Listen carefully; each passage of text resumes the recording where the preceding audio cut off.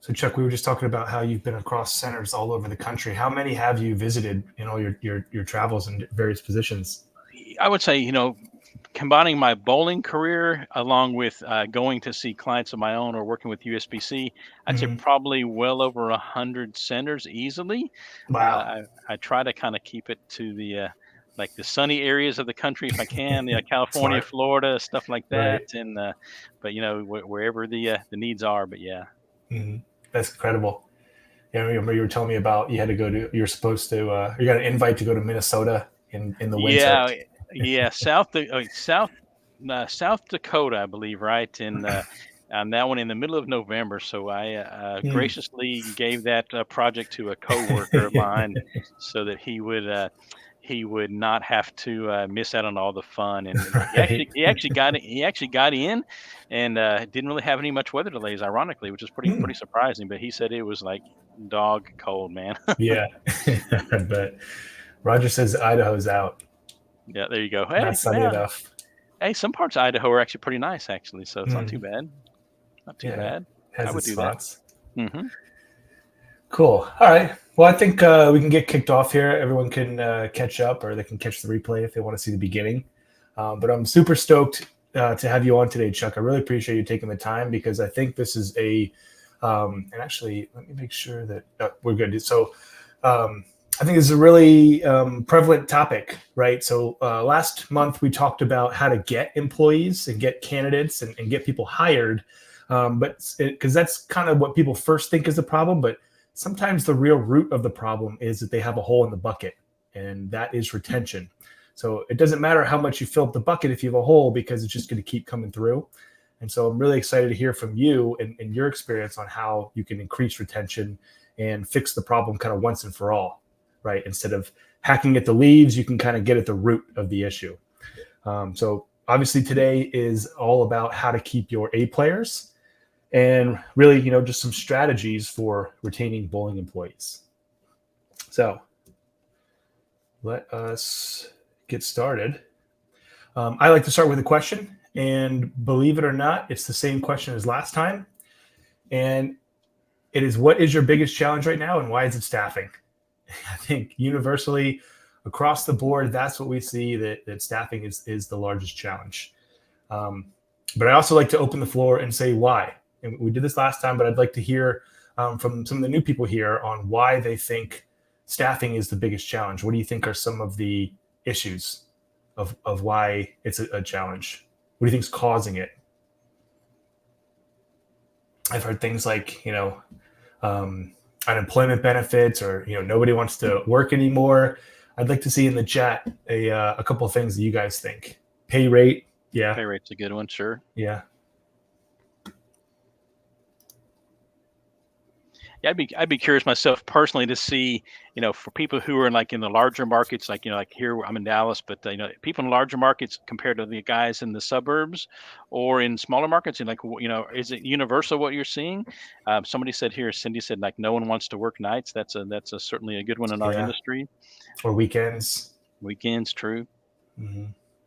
And Crystal says availability and benefits. Yeah, benefits is one that I'm seeing increasingly is something that people have to offer, and it can be tough for the smaller centers. But I know some of the big centers are really starting to offer that. It's a big competitive advantage. And then pay rates always one. Yeah. What else? Does anyone else have anything that they're seeing is why they think it's a challenge? We're going to address it, but I just want to see what you guys think before we hop in.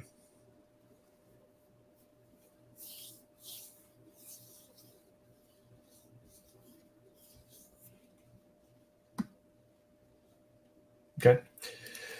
So, um, you know, I want to set the stage a little bit before Chuck goes on and talk about the issue that we're seeing and why it's such an issue.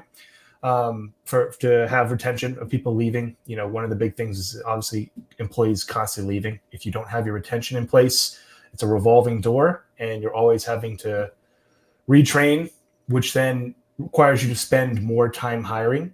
So instead of spending time with customers or working on the business, which is, I think, something that we all aspire to if we don't do already, is we get sucked into hiring because it's time consuming, right? Interviews, especially if you're doing multiple interviews for one position, multiply that out, and that really starts to suck a lot of your time. So if we can't get this right, it becomes a vicious cycle of we don't have time to get employees because we don't have employees, right?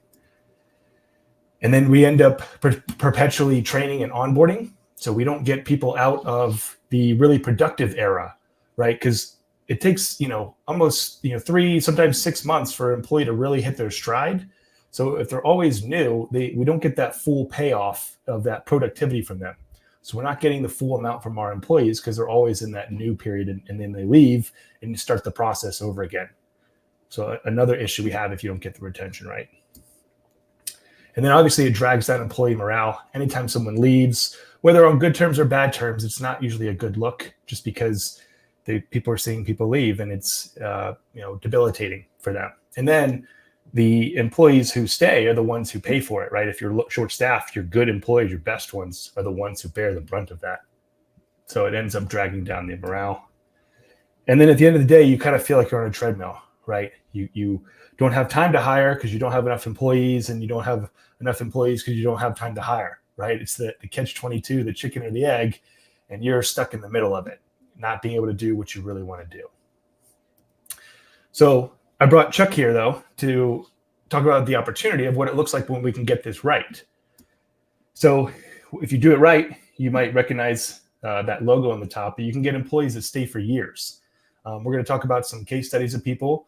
Yeah, Joe, right? Describing my life. Stuck on the treadmill, right? Yep. Yeah, and unfortunately, it's not just you, Joe. You're in the majority. But if we can get it right, we can get people who are staying for years. We can spend less time on hiring, right? We can spend, if you don't have to replace people, you don't have to spend time hiring. So once you get a good team in place, and obviously things come up, people's life circumstances change. There's always going to be a small amount, but if you can get that retention really high, you spend very little time hiring because you don't need new people. You're going to reduce your onboarding and training. And so I think this is one of the biggest costs that we don't have a good line item for, right? It gets stuck into the line item of labor, but the decreased productivity of a new hire, of someone who's just starting, is something that is a huge cost for businesses, but we don't have a good way to put that and measure that expense. So if we can get retention high and fix that problem, we have fully productive employees who can take care of things for you. That's another thing that you're going to see once you get that right. And then they just get better over time. So I got the little Boy Scout here where they get the badges. Those employees who can do everything, right? No matter what you give them, they've been around. They probably know more than you do. And we want to get more of those veteran employees where they have all the badges. They know how to do everything in the center, and you can just hand them off a task and they'll take care of it. That's the goal. And then, at that point, you're able to build a team, right? Because if people are constantly switching in and out, they aren't able to kind of have that cohesive team environment where they work together and they know each other and they work hard. You're not able to get that momentum going if people are switching out all the time. So once you build that core team, they can really take it off, and then it starts to build its own momentum.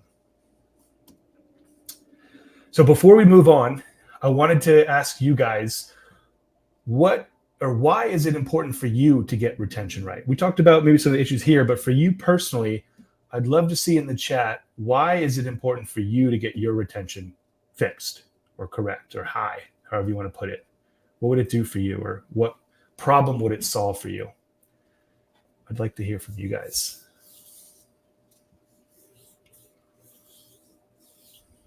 While they're typing that away, Chuck, what are some of the big reasons for you while you were running your centers?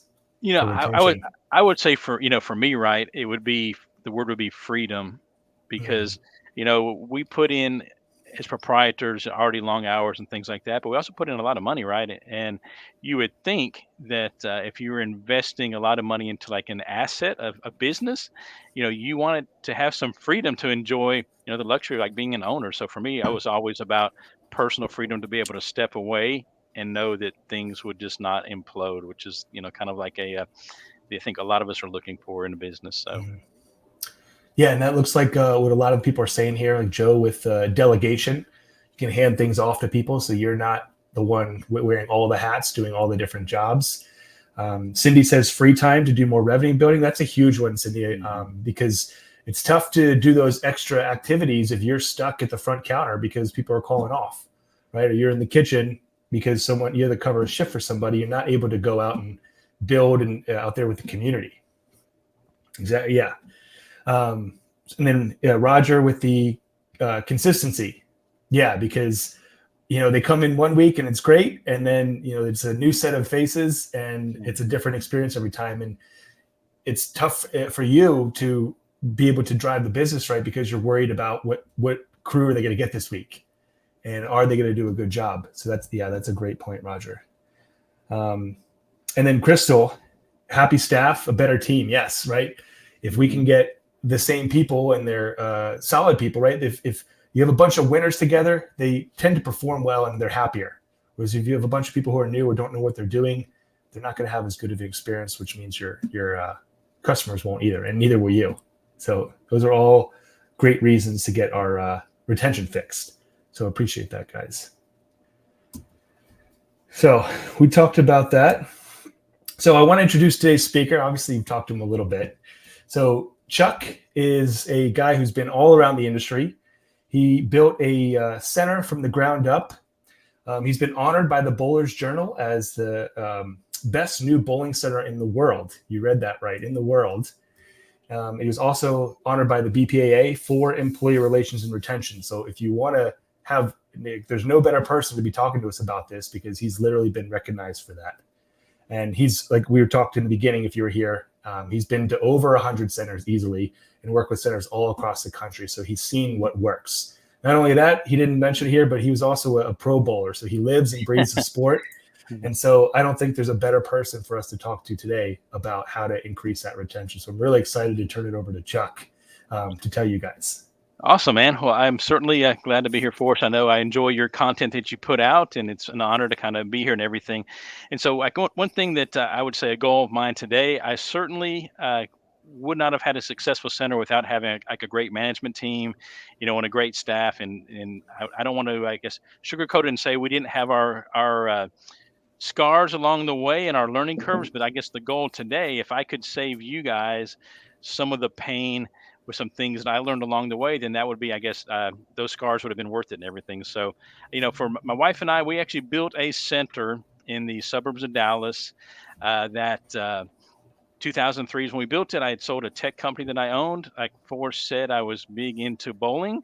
I had worked every position as a teenager, worked at all the big places, everything from, everything but mechanic in a bowling center. So I had a lot of experience as a young guy and always had a dream to build my own bowling center. And like a lot of you guys, early on, that kind of came into a little bit of a nightmare because you just think like you'd own it. It was always busy, which was great, but certainly I learned really quickly that the rely on staff was going to be really the key to the success, right? What made it complicated was I also had two young kids and my wife, and so I didn't really want to be stuck, right? I mean, I built the business to make money, and I wanted it to be something we could enjoy, and I didn't want to be stuck in the center all the time. We wanted to get out and be able to travel with the kids, or spend some time off. And so, anyway, so really, I wanted to own a business. And I really did not want the business to own me. And I think a lot of us, as you guys have said here, we're all kind of living that for a time. And so I can elaborate more on mine, but I actually want to share a story about Rich Kinney real quick. I met Rich. He's from a small town in Michigan, right at the border of Ohio.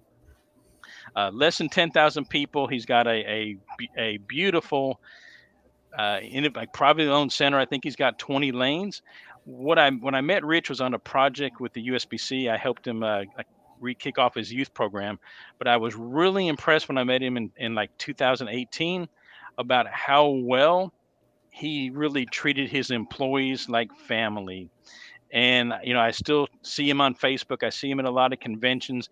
And if there's one guy who I said has been able to overcome staffing challenges, being a small center, in a small town where there's really not a lot of potential applicants. He's done a really good job, and some of the stuff I'll share today, honestly, are some things that I've seen him do and other proprietors that do well. So again, if you want to check out somebody who is doing it right, you can find Forest View Lanes on Facebook or the internet. But I'd certainly say he's a great example of, you don't have to have a big fancy center. Um, you can still just do it right and take care of your people, and you'll have great retention. Right. A couple of the things that he does really well, he does some amazing stuff on holidays. Not only does he have a staff Christmas party, it's all their family, little kid. If they're adults, they have little kids. It's siblings. He gives away a ton of presents. I mean, I don't know if he dresses up as Santa, but he certainly acts like Santa during his things, right? And another thing, I know he does a lot locally with minor league sports teams and things like that, charity fundraisers, and his people get to come out and go to those events. And those little things I think go a long way, and I think he's a really good role model for something we could all model to be more successful. Okay. So I guess today, really, I kind of broke it down to like 7 key principles we'll talk briefly about today. The first one, we're going to spend a little time talking about mindset, and I'm not talking about our employees' mindsets. I'm going to talk about ourselves as managers and owners. Another talking point, certainly onboarding and training is going to be key to talk about, as well as employee recognition, ways to do it right and ways not to do it. Number 4, accountability, because as much as we want to have great employees, it's up to us to hold them accountable. We're going to talk about growth opportunities for our employees so that they can grow in their personal skills. Briefly about benefits that you can offer that are above and beyond just money. And then obviously, lastly, some things that tactically you can take out into your business and put into place. So let's go. Let's roll. Okay. So I like to pose the question, right? Do we consider ourselves really bosses, meaning that we're the guy that basically pays the checks and therefore people should do what they're told? Or do we consider ourselves to be leaders? And I think that we have to be honest with ourselves. If we're going to have a team that really wants to come to work for us, I think it's very important to take a moment and kind of really think about that, because for us to be successful, we're going to need our team a lot more really sometimes than they need us or our money. And so, I would encourage each of you guys. I know for me, that was a big thing. I thought, it's my bowling center, mine and my wife's, we built it. And therefore you guys were paying you money by the hour, or managers on salary. So pretty much what I tell you to do, you got to do. And that may work for a little bit, but I promise you they're looking for new work if that's the case, where we're just bossing people around. So I think we have to invest in becoming good leaders that people actually want to follow and work for. Kind of talked about that, leadership and authority. If you haven't got the book by Simon Sinek called Leaders Eat Last, it's probably the best book out there I've seen to kind of walk you through truly what servant leadership looks like. In his book, the premise is, if there's a line of food, the leader should be the last to go, and you should let everybody else go first, right? And so if you look at this like top-down structure, I think we're all used to being like the chart on the right, where basically it's our way or the highway, and we dictate to our managers, who in turn dictate to our staff what to do. But in reality, to be a true servant leader, your staff should be able to go to your management team for guidance, and you should be there to serve your management team. If you have a small center and you don't have a management team, really your role is to serve your employees, to put them in a way to make their life easier and make them successful. And so I kind of adopted this. I know the slide is kind of small here, but in theory, if you look at number 1 where it says owners, right? So the owner's real job in a business is to provide and take care of the managers. And a lot of times we think it's the other way around, right? In return, we should expect our managers to do the same thing for our staff. And so, managers need to be servant leaders to to their staff. And then what's crazy is the staff's job then becomes, instead of trying to please you or the management team, their job is to basically serve the guest. And what's interesting about that, if you do that, then the customers serve your needs as a business owner because they come back more often. Their guest experience is better. In return, you obviously get profits from the customers, from the fact that they stay there longer and stuff like that. So I always like to look at it. It's like a flywheel. Once you get it going good, it basically takes care of itself. And so I'd say, if there's one slide to take from this thing today, it'll be focusing on this. Like, as owners, focus on your management team, insist your management team focuses on your staff, and then make sure your staff focuses on really not pleasing you per se, but basically pleasing the customer. I like that a lot, Chuck, because I think a lot of times as either owners or managers, we're focused on taking care of all three at once and don't always do a good job. Whereas this simplifies it. It says, hey, just take care of the next one, and the next one will cascade and take care of the one after that. That's really powerful. That's a good point. Really good point.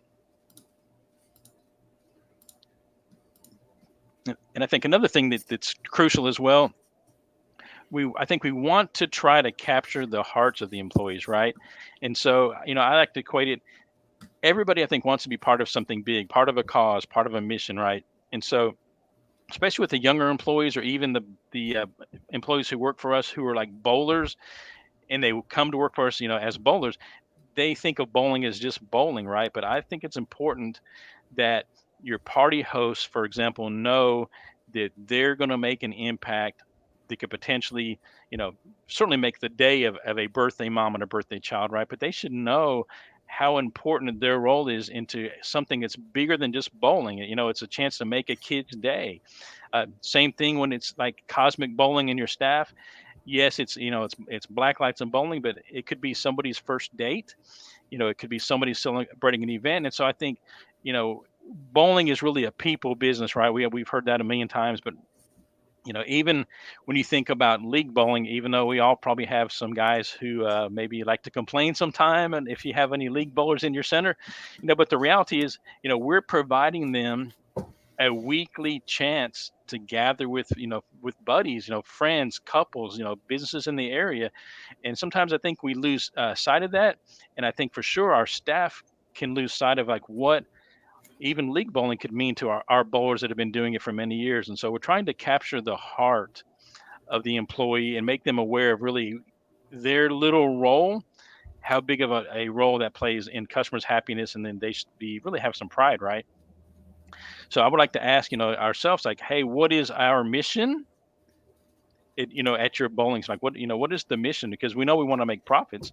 And then secondly, like what are your core values? Because like what do you stand for? Again, we're not, we're in the bowling business, but it is the people business. And so guest experiences and like what your company believes with its values and its mission, you should make it really clear with your employees so they understand it's more than just a bowling center.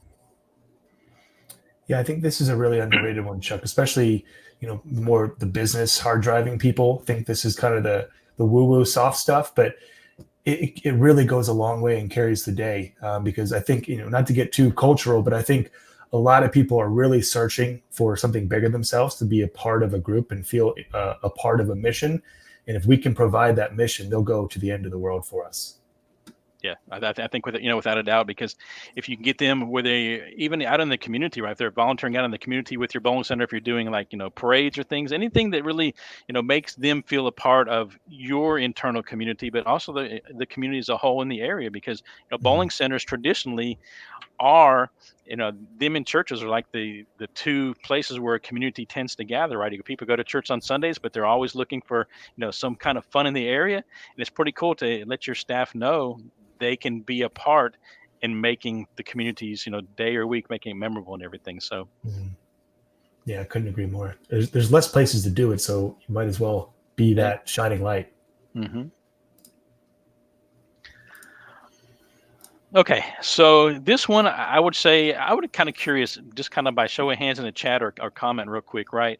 So how many of you guys truly have a real onboarding and training program? I know that when I started, I didn't, and it probably took me a year or two to get it right.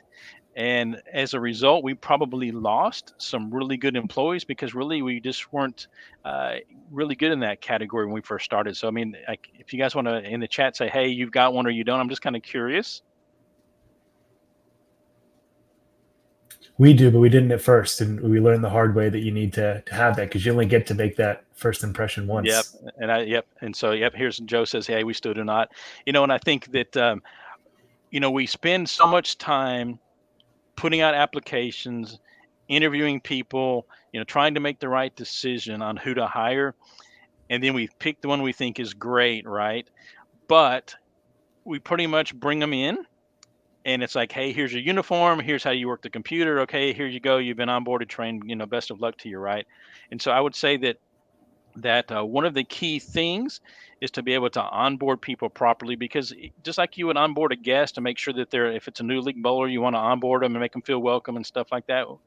We need to do that with our staff because we've seen people like fizzle out right away because the onboarding just really, to be honest with you, wasn't very good. So certainly a standardized process because we want to make sure that ideally that if we're an owner trying to kind of get out of the daily grind, that maybe our managers could take it over.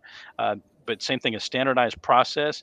And the biggest thing about it would be we want to set up the employees to be successful because nobody wants to be thrown into a role where they don't feel like they had a good understanding of what their job is, how to do it properly and stuff like that. Roger did say here that the BPA does have a good onboarding format.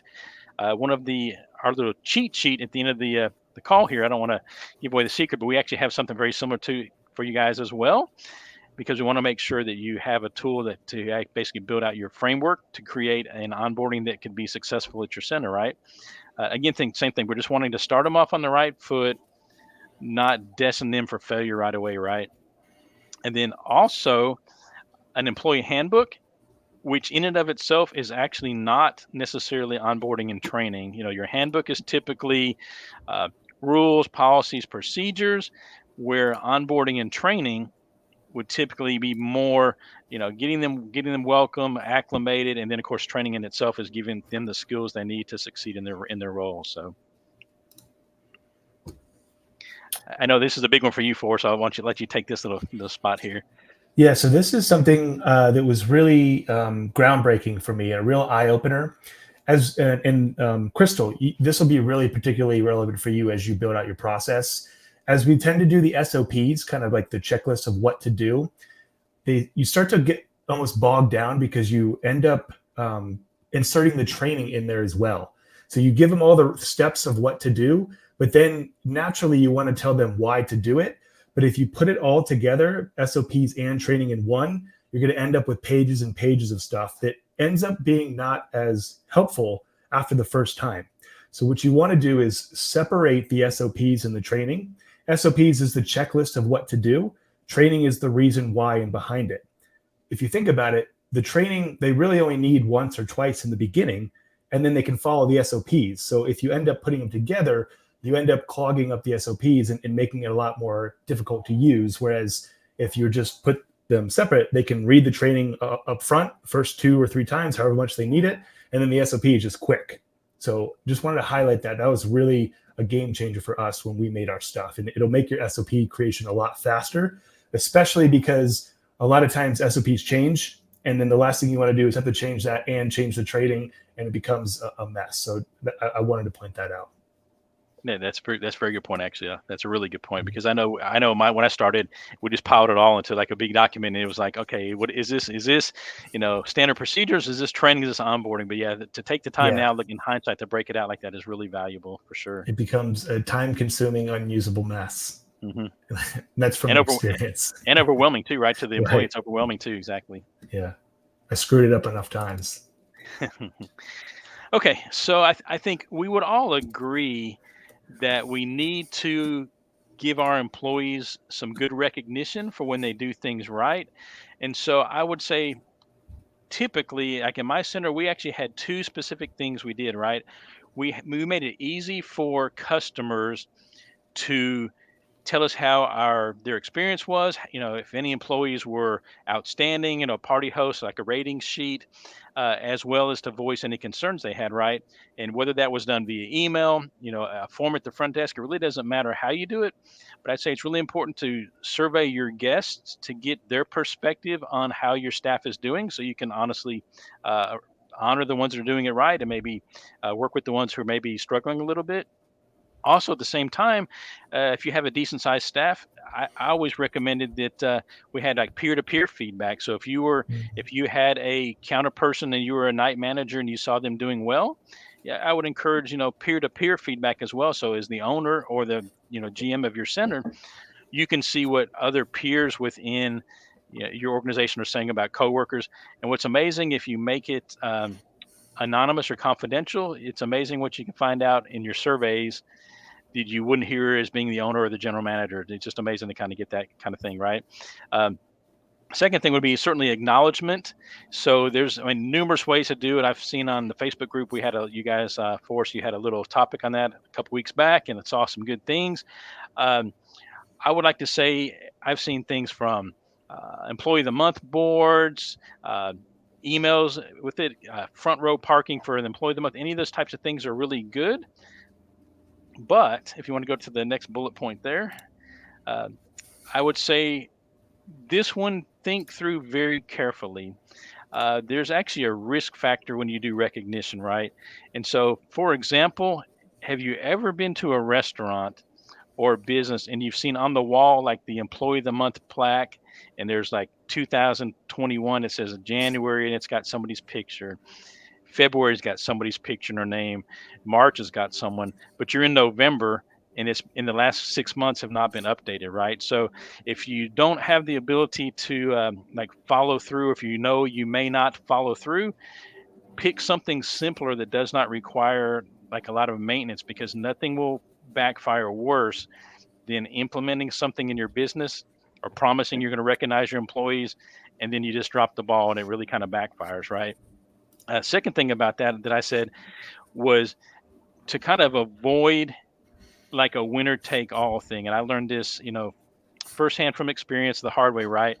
Was in our monthly employee meeting, we would basically say, hey, can so and so please come to the front of the room? And we give them a gift card, I think, to like Starbucks or Chick-fil-A or something like that, and say, hey, this is our employee of the month. We had 65 employees at my FEC. And I can assure you, probably the majority of them were like hard workers and doing well. But 64 people probably came out of that meeting thinking, why did I even bother to try? Because this guy, you know, got the award again or whatever. So I would say, if you're going to do something, honor everybody for like a nomination or a recognition. You can still pick a winner, but, or give them a special prize, but make sure you take the time to acknowledge everybody who got a positive feedback or something, because even those little things, people want to know that their hard work is appreciated, and especially in front of their peers. And I think it also helps kind of raise the bar amongst your employees, because if you've been there 6 months and you've never got a praise, and all your buddies at the center have been pulled up to the front to get acknowledged, um, they may tease you, but you actually may hopefully encourage you to kind of pick up the game and everything. So recognition opportunities here, I guess we kind of touch on these, but go ahead through them real quick. These are kind of things here that we did, and I know Rich Kinney, who I mentioned at Forest View Lanes, I know is great about it as well. Is everybody likes to be acknowledged on their birthday. You don't necessarily have to buy them a big gift, but even like a simple handwritten card, a shout out on Facebook, anything like that. Life events, we've got kids graduating high school, kids going off to college, kids graduating college, people getting married, maybe people getting divorced. I don't know, but anything that's life events, anniversaries, work anniversaries. Make sure you find the time to just recognize those simple things. It takes 30 seconds sometime to do it. And I used to have a stack of like 100 like greeting card type things, happy birthdays and anniversaries, and I would hand sign every one and try to personally deliver it to an employee, because that they're working hard for me. So you want to kind of make sure that they know that, and that you're thinking about them on their special days. Yeah, and to add to that, Chuck, I think it's important to note for some employees that recognition is more important to them than almost any other bonus or any monetary or that. For some people, like if their love language is words of affirmation, that is the most important thing to them. They care about that way more than any of the other benefits. So um, either recognize that or try to do that more, and just think of that as almost one of your compensation factors. And the best part is it doesn't cost you any money, just a little bit of care and effort. Yeah, that extra touch. I mean, I think everybody, it's that extra touch. It's something that was unexpected like that to me, and I think if we're small business owners like we are, that's something you're not going to see at typically at a big corporation or even maybe even a chain of centers. They're just not going to, celebrate those things, or if they are, it's going to be certainly not personalized. And so I think that's one of the Mhm. ways that we have the advantage over the larger centers or other industries because we can do it. We probably know our employees by their first name and stuff anyway, and so it's something we can certainly stand out above without spending a lot of money or really a lot of time on it. So, Mhm. and then my pro tip here, everybody, it's all about social media. You know, um, Taking a picture of your party host who just turned 16 and she got maybe her driver's license and her keys to a car. If she's comfortable with that, post it on social. If you've got some employees who are seniors in high school this year, get them a group picture, tell them to wear their cap and gown, come to the bowling center, something like that. Not only will I think the employees appreciate it in most cases, but I think the community goodwill you build, it helps your followers and your customers get to know your employees on a more intimate basis. And I just think it's really, just again, simple thing to do that shows that you actually care about your employees and kind of gives them the recognition that they deserve. Yeah, there's a story, Chuck. I forget the exact details of it, but it was a small local newspaper, and the guy's whole thing was get as many names and pictures of people in the local community as possible because that's all the people care about. And so their whole mission was how do we get as many names every week or every day, however often went out into the paper, because everyone just wants to see their name in the paper, the picture, Yeah. or their son's name, whatever. So newspapers might not be as prevalent today, but this is just the modern day version of it. So Yeah. the mother or the aunt or whoever it is of the employee or the employee, they're all going to share it, and that's how you build that goodwill and Yeah, community. that's a good point because we do it for we're doing it for our league bowlers anyway, right? If somebody's got 9 in a row going to the 10th frame, how many of us like have someone run with a cell phone and try to capture it, right? We're doing it when someone has a huge bowling series. We're already doing stuff like that on social, and so Mhm. to take the same effort with our employees, I think is just one step to simple to do and certainly effective. So Yeah, and so I wanted to, Chuck's gave us some really good items so far. He's got a couple more to go, but I wanted to take a break really quick because I'm a huge believer in action, right? If we learn all this great stuff from Chuck and do nothing with it, then we kind of just wasted the last, 40 minutes or so. So I want to take a second and have you guys at least think about it. Hopefully put it in the chat, let everyone know what you're going to do, but take a second and think about what are you going to take away from this and how are you going to implement it? Just be one thing, whether it's putting them on social, whether it is whatever else, some of the employee recognition, whatever it is. I'd like you guys to write one item that you're going to take from this and actually do uh, later today or later next week or this month, whatever it is. Um, because if we don't take anything from it, we're not benefiting from this incredible information that Chuck's sharing with us. So go ahead and put it in the chat or write it down on a piece of paper. But I'd love to see what your biggest takeaways are. What's the one thing you guys are going to do?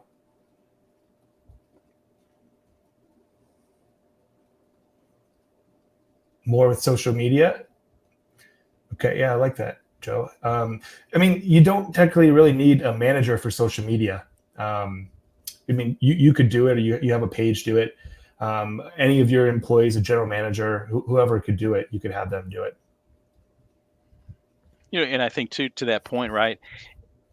It's almost the one thing that I maybe would not outsource because you want it to feel personal and stuff like that. It Mhm. doesn't even have to be.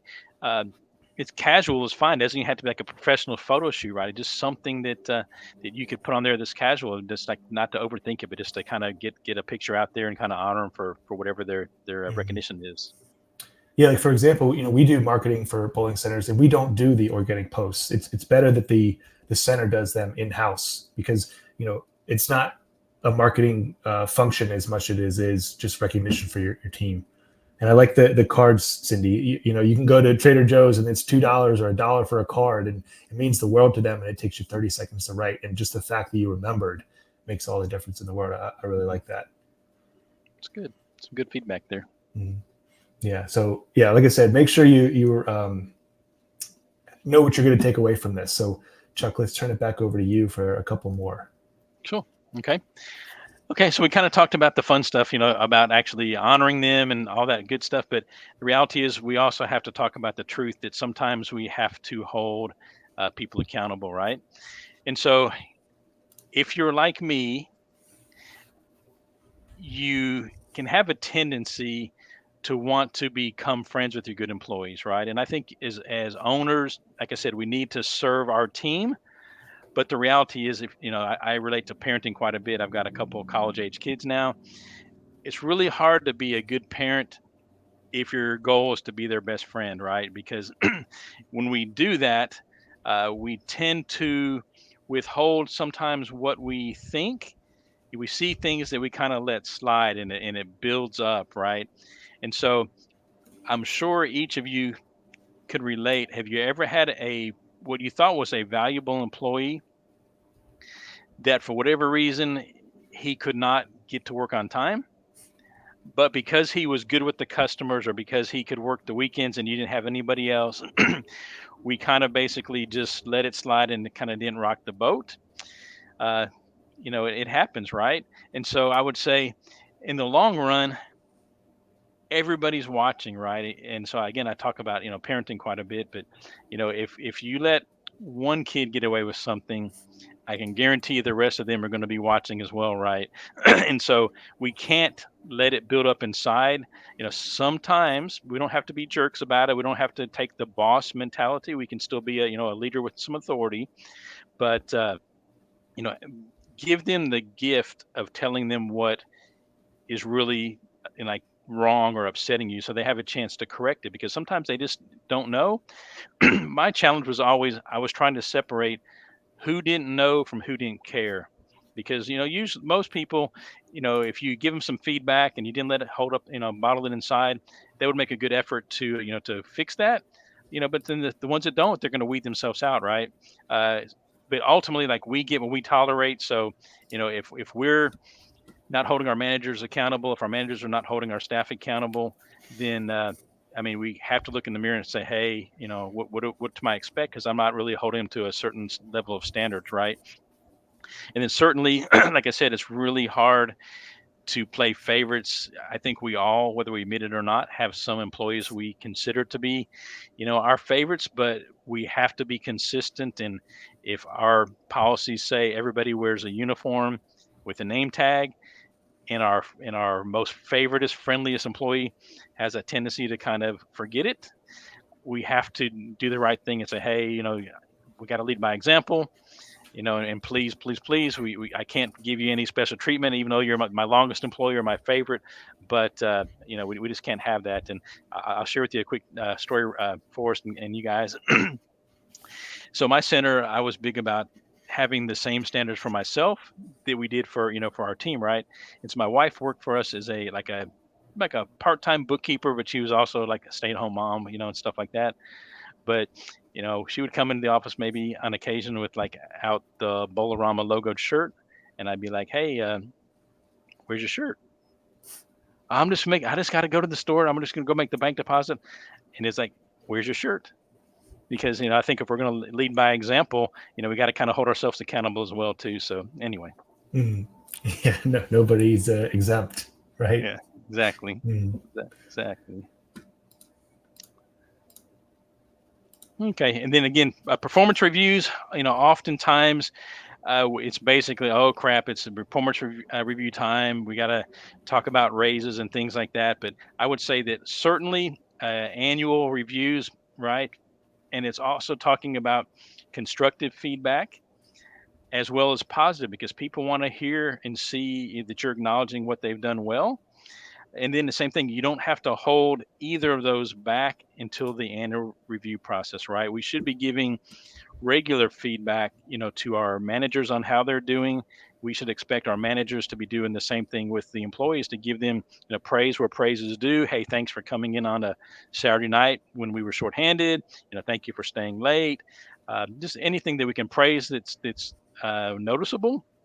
At the same time, be able to have those kind of tougher conversations without, feeling like it's needs to be avoided with feedback. So, and again, I say the real positive, right? Has anybody heard the phrase like find two praises before you give someone like a reprimand? If we're like, let's just not fool our staff and say, hey, like you did a really good job for coming to work on time most every day, but on Thursdays and Fridays you seem to not make it, right? You know what I'm saying?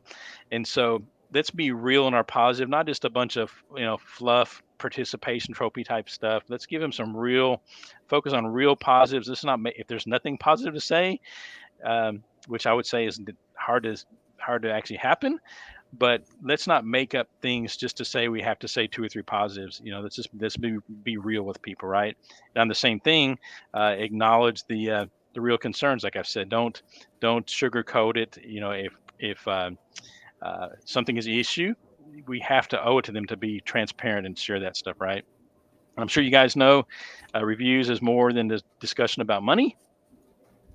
People sometimes think it's not, but it's always more than just money. It always is. Yeah, it's tough to hold people accountable if they don't really know how they're doing, right? I think Hmm. sometimes we think that the employees should know, but they don't always know where they stand. And I think it's on us as the leaders to let them know where they actually stand on a frequent basis, not just when they're in trouble, when they screwed up, but before they get there. That's a good point, and I think it kind of ties back into when you're talking about like serving our staff or serving our managers.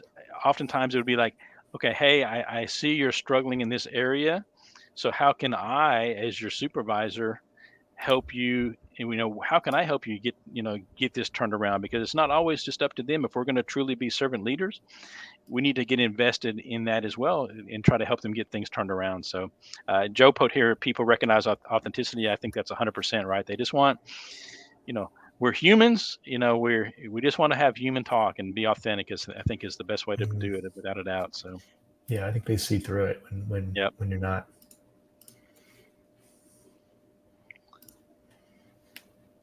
And then I think this one, right, Forrest, we were talking about this off the air, right? As Mhm. much as we would like to think that our employees, the good ones, would stay forever or should stay forever, we got to be honest that in most cases they're not. And really, we probably, I think, if we're doing our job right, we shouldn't want them to stay forever. I mean, unless you have a big chain operation where there's lots of opportunities for um, extreme advancement, the reality is you're basically going to be promoting people from, as we know, from like a CSR to maybe a counter person, from a party host to the front counter, maybe to the snack bar, good counter people who may become night managers and things like that. But unless you're planning on opening multiple centers, really we're looking for good people who are reliable, and we're going to try to teach them some skills, but they're going to probably outgrow our business, which is fine. And I used to be, man, I used to be so mad for us. I would get so frustrated when I would find really good employees, usually like high school seniors and juniors, right? And they're like going off to college and pursuing their dream. And you're like, man, this kid is good. Where am I going to find another one like him? And it would keep you up at night. But we got to be realistic that they're not going to be with us forever, Mhm. and we don't want to hold them back, right? So again, so promotions, internally, if they're doing well, certainly if they want more responsibility, we can give them that. If you want to go to number 3 there, Forrest, right? Awesome. The cool thing is we can teach them valuable life skills and experience that, I mean, honestly, would apply everywhere from restaurants, hospitality, sales, depending on their role, right? We have a chance to mentor and mold these people, even if they're adults, right? They're not always talking about just teenagers and and college age kids. We can mold people and give them skills that they can take on with them to the next position, right? And I know, Forrest, you have something to say about that too, right? It's like Mhm. you mentioned, hey, here's how working with us will get you where you want to go. And I know that was a big thing for you, was like explaining to them in the opportunity of coming to work for us, you'll learn life skills that you can take with you wherever you go. And I think is our role is to actually help them, get those goals, right? To get those skills. So Yeah, and then it makes it almost the job is more than just about showing up and clocking in and clocking out. You're building towards something, and not only that, they're building towards something on your dime. So for your company, and there's a lot of things you can invest with them for training or teaching them the skills that they're going to use for you while they're there. And then you're telling them, hey, I know this might not be your forever job, but while you're here, we're going to make you better at these things, and then you get to take that with you. That's kind of the trade-off. yeah. And then again, like as a small business, like you can pour into them. You can afford to mentor them. If you have a small staff or a couple managers, you can actually pour into people and help them get better. Which oftentimes in a big company, they're going to be just like lost. They're going to be just Mhm. lost in the thing. They're a number, and so I think that's really helpful that we can sell our centers on, you know, pouring into them so they can take those skills with them. Exactly. Yeah, there's that story of the two masons, and one is, they ask him, "What are you doing?" It says, "I'm just laying bricks here." And they ask the other one, "What are you doing?" He says, "I'm building a cathedral." Yeah, Which guy do that's you good. think is going Yeah, to be more motivated every day when he shows up to work? The guy building a cathedral, or the guy who's just laying bricks? exactly. And That's a good. that's the difference. Exactly.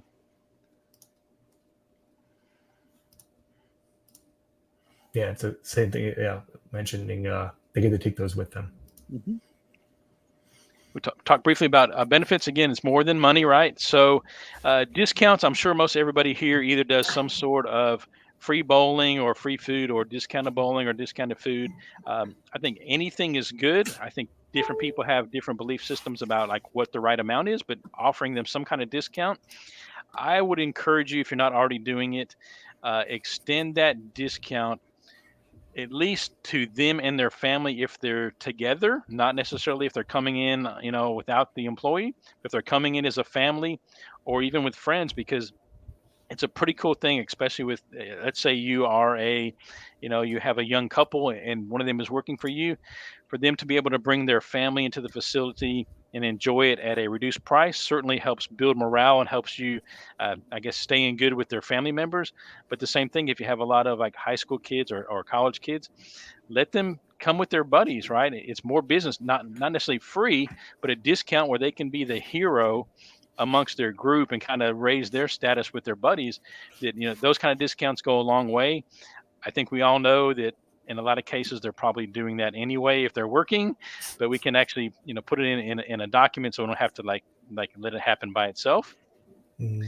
What else do we have on here? We've got Flexible schedule. One thing about the discounts offering that out is, um, we want to, it incentivizes that to be the place to hang out, and then they care about it more because that's their place that they hang yeah. out with their friends, especially with the family one. Like, that's, I bring my family here. They're going to have Hmm. an extra level of connection to your center because that's like their family place. And bowling doesn't cost very much, so it's an easy giveaway. True. And sometimes it adds revenue too because it brings more money. And sometimes Yeah. even, yeah, it Hmm. gives added revenue too. So flexible schedules I think is a must. We already talked about people not wanting to work nights and weekends. The reality is in today's world, people who they can tomorrow sign up for Uber or DoorDash and become a driver and work when they want. And so, as much as we need people to be, able and ready to work, we got to realize that if we're going to keep people for a long time, we've got to be willing to realize that, flexible schedules is a must. And we just have to hire people and be honest with what their availabilities are. And we have to understand a lot of cases that as much as we want their job to come first to us, life happens, and if you don't have flexible schedules these days, you're just not going to be as successful retaining people that as compared to someone who does. Yeah, and it's an advantage over those who don't. There's a Yeah. lot Oh, of big time. Hmm. bigger employees who can afford to pay more, but they lose the flexibility. So that's how you can beat them at a different game. Hmm. And then one of my favorites, employee appreciation events. And so it's very easy to throw a like friends and family appreciation party. Pick a night that you're slow. Um, Go all out, have a beautiful party, and tell them to invite their family and friends for free bowling, raffle prizes. I know at my center we did that frequently. We would have one around the right before early before the Christmas party season kind of kicked in. We would have one for like an early Christmas for our family, our employees and their families and friends. But any type of employee appreciation events in your center, or also, why not buy, 20 tickets to the local sporting event and just take everybody out as a group, because that really builds morale. Again, doesn't cost a lot of money to do it. You can get a ton of value out of social media that you can capture for that, and really just make everybody feel like they're a part of something, right? And the next one we have there, like special perks again, um, front row parking for your employee of the month, something like that. Um, I've had things where if you have like 30 days of perfect attendance, you can earn like a get out of jail free for a flexible schedule release. Just be thinking about little creative ways to do special things for your staff. Again, they don't have to cost a lot of money, but just be creative. I like that a lot. So, yeah, as far as the getting tactical, I thought we could finish up here with a couple different tactical things of what we can use. The first one is how to actually measure retention, Mhm. right? Because that's the first thing. Is like, yeah, I want my retention to be good, but if you don't even know what it is to start, then how are you going to improve it, right? What's the Peter Drucker saying, Chuck? It's what gets measured, gets managed, and Yep. gets improved. Hmm. So step one, let's just figure out what our retention is. So I'll have a calculator in here for on a spreadsheet of how you want to do it. It's one of the freebies, but at the end of the day, it's just the number of employees who stayed during the time period divided by the number of employees at the start. So if you had, just say 25 at the start and you lost one, it's 25 divided by the 24, or 24 divided by the 25. So that would be, I guess, 96%. Yeah, Yep. 96% retention. So however many started, or however many at the end of the period divided by however many at the beginning of the period is your retention. And typically you can do that on a monthly and annual basis. And if you add up all the monthlies, it should add up to the annual. Your annual is going to be lower just because more people leave. Oh, it's a longer duration. So you're going to have more turnover throughout. But monthly retention is a pretty good measure. And then you should have the annually as well. So step one is just knowing where you're at. The other KPIs, these are two different ones that I think are really important, is just the satisfaction scores. And Chuck mentioned this a little bit before about doing surveys, but just, net promoter scores is NPS, is how happy are they, just to get a sense. And you can do one of two ways. You can anonymize them where they can submit it anonymously and leave feedback, or you can do it a little bit more or less anonymously. You tend to get more honest feedback with anonymity, but if you offer or suggest anonymity, you better keep it. So don't actually, Yeah. you have to respect that anonymity, because it's kind of a betrayal if you don't. So just having those satisfaction surveys, you can learn a lot about what people care about, because sometimes it's not what you think it is, or you'll learn about an issue that is an issue that people were afraid to bring to you. It sheds a lot of light on different issues. And then another one is one I learned about recently that I thought was really ingenious. I learned it from a guy that we both followed, Chuck, the Hormozis, and it's called a 90-day fit. It's at the end of the 90-day period of onboarding. You ask the manager and the employee, like on a scale of 1 to 10, how close of a fit is this to what you were looking for? And this different scores cancel each other out, so that basically we want to make sure that both parties are happy with each other, happy with the arrangement. They both have to be a positive, otherwise it cancels out, or if neither is happy, it becomes a negative. But this is a really good way, because it's hard to know what a job is like in a week or even in a month. But within 90 days, both the manager and the employee have a pretty good sense of if it's a good fit for them. And so the 90-day fit not only shows you how good of a hire you had, but also how good is your job description or your initial impression of the job. So if you tell them it's one thing, 90 days later, is it the job actually what you sold it as? So that can help you shed some light on that process. And then the last one, actually, it's kind of similar to what you mentioned, Andrew, about the cadence of the weekly reviews and the quarterly. I really highly suggest adopting an operating system. My favorite is EOS. So if you ever get the book Traction, Gino Wickman, it stands for Employee Operating System. Just think of it like running Windows on your computer, but for your business, you run EOS. And so it's just a way to communicate with the team. It has you get very clear on your core values. So the idea is to get everybody on the same page, going after the same mission. And so you start by getting clear on your core values, get clear on the company's mission, and then you're getting the right people in the right seats so that the correct functions are done by the correct people who share the same values. And with it comes a system of meeting. You meet weekly for a certain meeting, you meet quarterly for another one, and monthly for another one. It just becomes a structure of here's how we operate, here's how we communicate, here's how often we get together. And instead of just doing that ad hoc, which I think a lot of us just defer to, default to, if we don't have a system in place, this provides us that structure or scaffold, if you will, to be able to follow something. So you can get the book. I have it right here on my desk because I follow it almost every day, but it's just called Traction by Gino Wickman, and go through that. I can't recommend it enough. I know Beth at Trainertainment does implementation, and you can find implementers. They're not the cheapest, but it is really worth it. So that's my last tactical item, is get something like an EOS in place. Because let's be honest, one of the big reasons why people leave is because they don't feel connected or they don't feel like they're in line with the mission. And usually it's not an issue of the mission being wrong. It's that they don't know what the mission is. Mm-hmm. And so they're confused and they end up leaving. So those are the tactical items I have. Did you have anything you wanted to add to these, Chuck?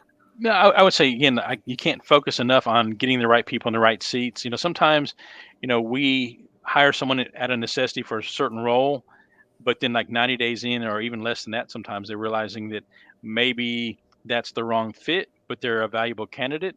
And so then we can try to find a spot. But yeah, I mean, I'm a big believer in the EOS system is a great system. And oftentimes it's just, like I said, getting people in the right spots at the right time, doing the right things. So Absolutely. So let's do a quick takeaway break on what we learned. So I like to tell a little anecdote about, in order to learn, you have to have a behavior change. So if I show you a red card and give you a slap, and then I show you a red card again and give you a slap, if I show you the red card a third time and you don't duck, it means you haven't learned anything. So what are we going to do to change our behavior to show that we actually learned something and it's not just insights? Because Chuck gave us some phenomenal insights today. But I want to see, for the second half of these items, what's your takeaway, or what did you learn, or what are you going to put into place to actually implement and change your behavior? The world, like I said before, the world rewards action. If we just learn all this stuff and keep it in our heads, we're not going to get much from it. So what are you going to take away? I'd love to see in the chat a takeaway or two that you guys have. Or if you don't want to share, you can write it down on a piece of paper. But I'd love to hear from a few of you guys. What are your big takeaways?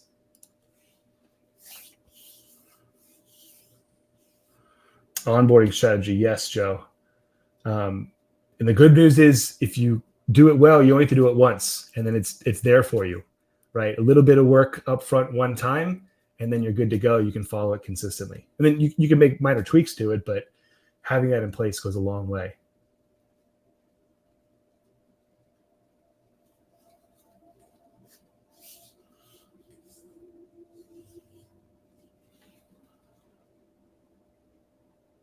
You guys better be right. There we go. Cindy, quarterly reviews is excellent. And there's tons of templates out there. I think EOS even has a mention or two of like what questions to go over. There's tons of structures out there. You could just Google quarterly review questions or formats, and there's tons of them out there you can follow. It makes it really easy. It's just a quick check-in. But just having it on the calendar makes a big difference.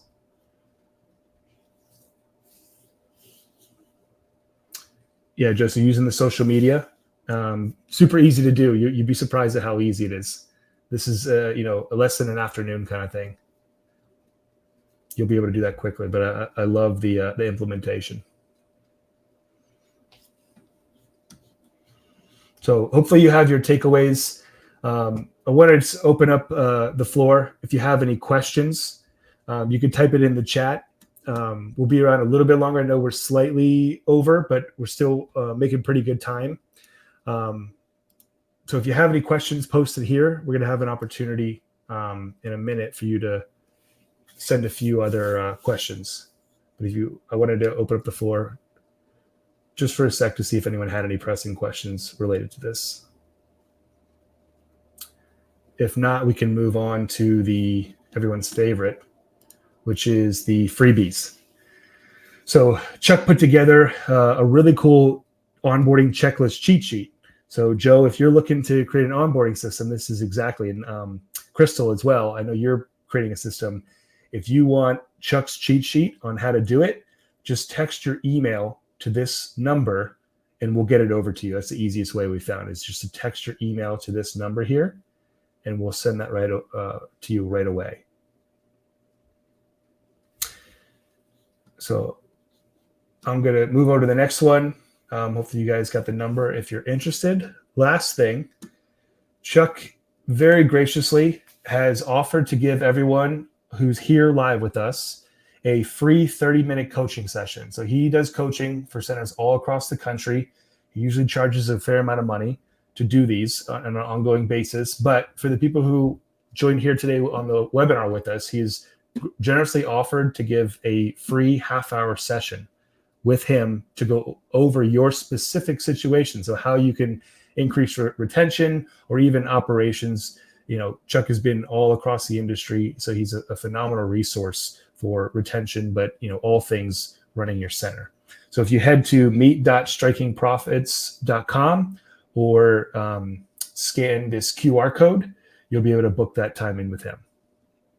So once again, thank you for that offer, Chuck. I really appreciate you open up your calendar because I know you're very busy and this is a big ask from you. So I really appreciate that.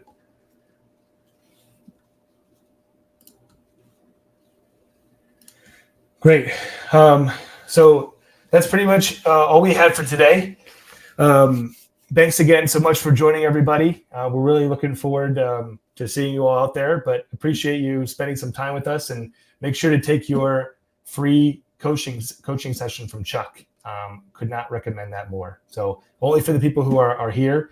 And maybe if Chuck's generous enough, he might open it up for people on the replay. But if you're here, book it in now. Thanks so much, everybody.